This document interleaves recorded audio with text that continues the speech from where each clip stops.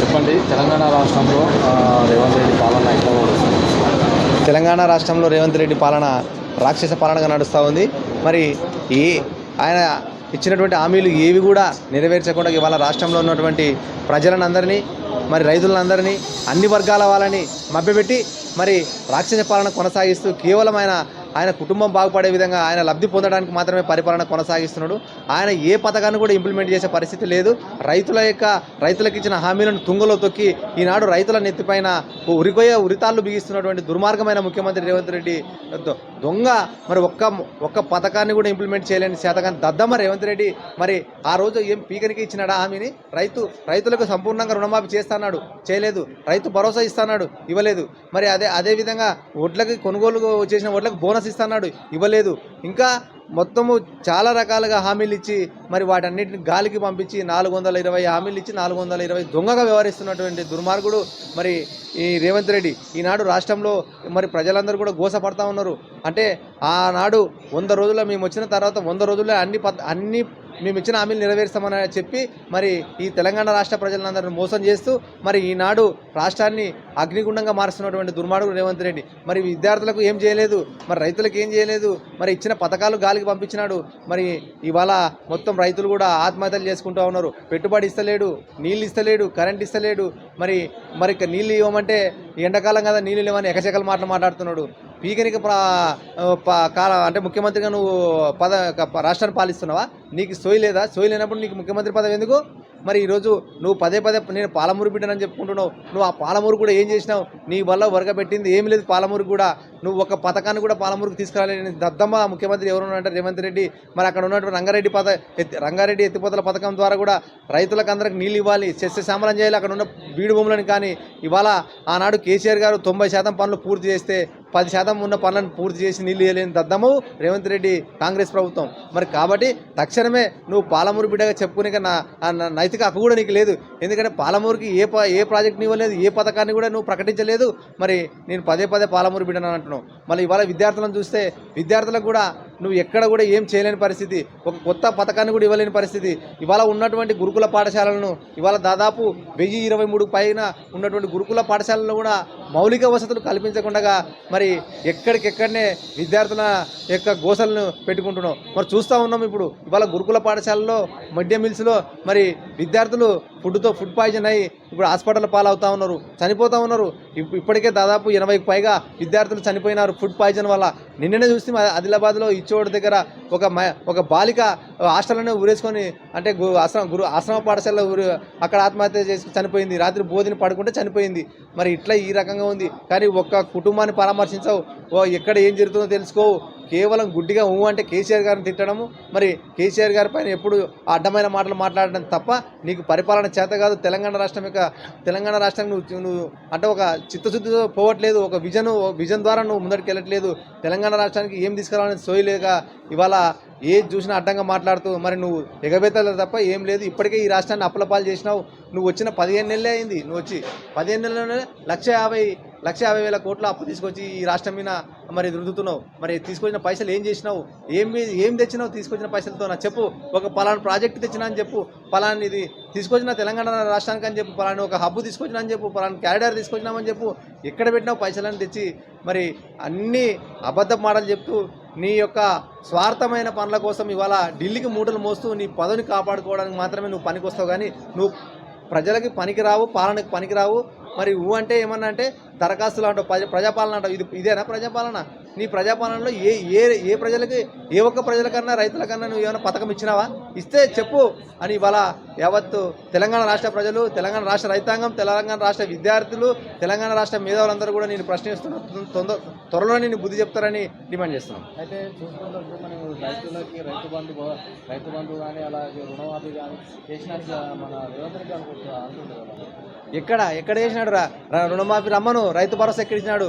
Example మా జోగులాంబ గద్వాల జిల్లాలోనే దాదాపు 1,60,000 మంది రైతులుంటే 83,030 మంది రైతులకు ఇంకా రైతు భరోసా ఇవ్వలేదు.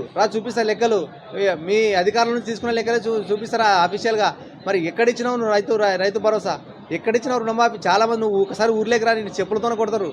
నువ్వు ఊర్లో వచ్చి అడుగు. మొన్న చెప్పారు కదా, ఎంతమందికి వచ్చింది రైతు భరోసా, ఎంతమందికి వచ్చింది సిలిండర్ అని చేయి ఊపితే చేయలేమంటే రాలేని ఊపిరి మన పాలమూరులోనే. నీకు అది కూడా బుద్ధి ఉందో లేదో. సో కాబట్టి అవన్నీ మాటలకే తప్ప చేతలు కాదు. ఎక్కడ కూడా ఏ రైతు కూడా రుణమాఫీ చేయలేదు, భరోసా ఇవ్వలేదు, రైతు బీమా లేదు, ఇందిరమ్మ ఇల్లు లేదు, రేషన్ కార్డు లేదు, పింఛన్ లేదు.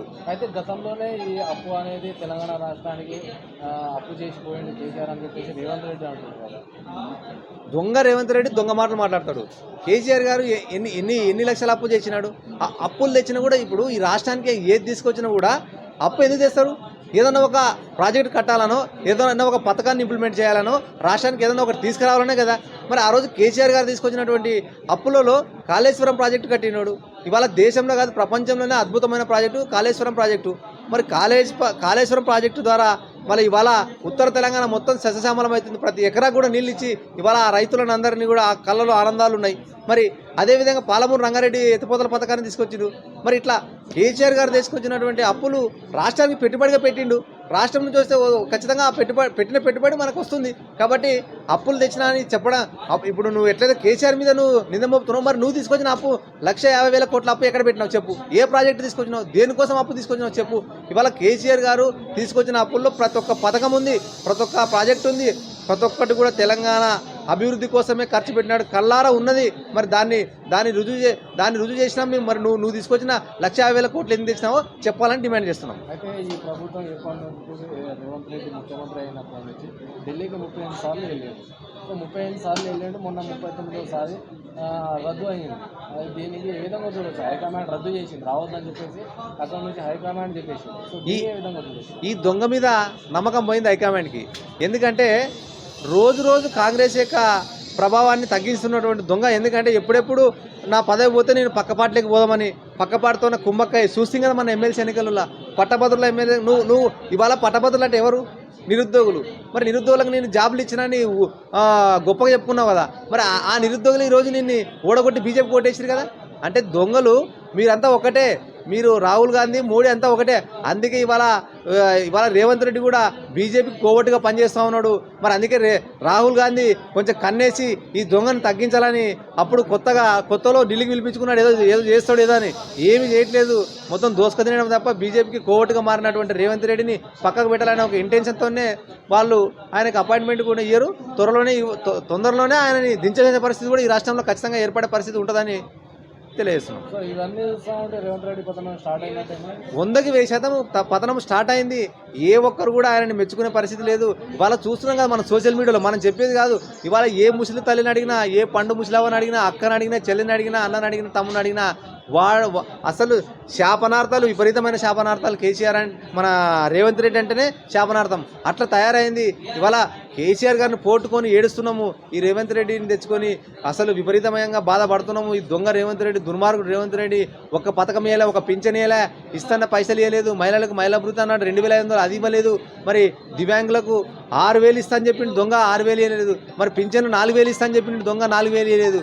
ఎట్లా ఈ రకంగా చూస్తూ ఉంటే మరి ఏది కూడా అసలు ప్రజల్ని మభ్యపెట్టే పరిస్థితి ఉంది. కానీ ఇక్కడ ఏది కూడా ఇంప్లిమెంట్ చేయలేదు. చివరిసారిగా మొన్న ఒక సభలో రేవంత్ రెడ్డి చెప్తుంటే పంటలు ఎండిపోయినా కూడా నన్నే తీరుతున్నారు, ఏ విషయంలో అయినా నన్నే తీరుతున్నారు అని చెప్పేసి సభలో చెప్తున్నారు. సో దీనికి ఏ విధంగా చూడవచ్చు? ఇప్పుడు ఊళ్ళల్లో చూస్తూ ఉంటే పంటలు చాలా వరకు ఎండిపోతున్నాయి, గోళ్ళు ఎండిపోతున్నాయి, చాలా వరకు జరుగుతూ ఉన్నాయి ఊళ్ళో. సో దీనికి ఏ విధంగా చూడవచ్చు మనం? తెలివి లేని ముఖ్యమంత్రి ఎవరంటే ఈ రేవంత్ రెడ్డి. సోయి ఉందా నీకు తెలంగాణ రాష్ట్రం మీద? ఒక రాష్ట్రాన్ని ఎట్లా నడపాలి, ఒక రాష్ట్రాన్ని ఎట్లా అభివృద్ధి పథంలో తీసుకుపోవాలనే సోయి ఉందా? ఇంకిత జ్ఞానం ఉందా? అటు సోయి లేనప్పుడు ఎందుకు ముఖ్యమంత్రి అయినావు? ఇప్పుడు కేసీఆర్ గారు 1,00,000 కోట్లు పెట్టి కాళేశ్వరాన్ని కట్టిండు. మరి కేసీఆర్ గారు ఆనాడు 10 ఏళ్ళు నీళ్ళు ఇచ్చిందా లేదా? తెలంగాణ రాష్ట్రానికి కరెంట్ ఇచ్చిందా లేదా? ప్రాజెక్టులు తెచ్చి ఆ ప్రాజెక్టుల ద్వారాగా నీళ్ళు ఇచ్చిండు.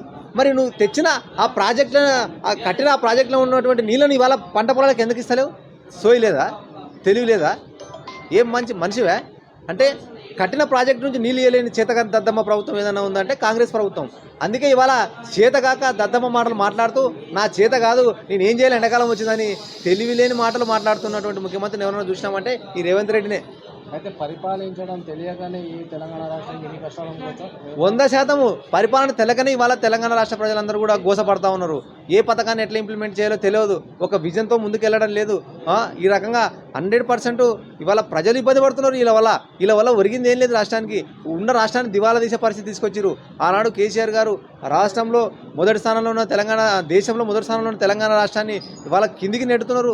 ఇవాళ ఆ రోజు వికాస తెలంగాణ ఈరోజు అందపాతాలకు తొక్కబడుతుంది. ఎవరు కారణం దీనికి? ఈ మూర్ఖత్వం నాయకులు, అంటే ఈ పరిపాలన చేతగాని దద్దమ్మలు, కాంగ్రెస్ విధవలు దద్దమ్మలు. మరి ఇటువంటి వాళ్ళు ఉంటే ఇంకా రాష్ట్రం నాశనం అవుతుంది.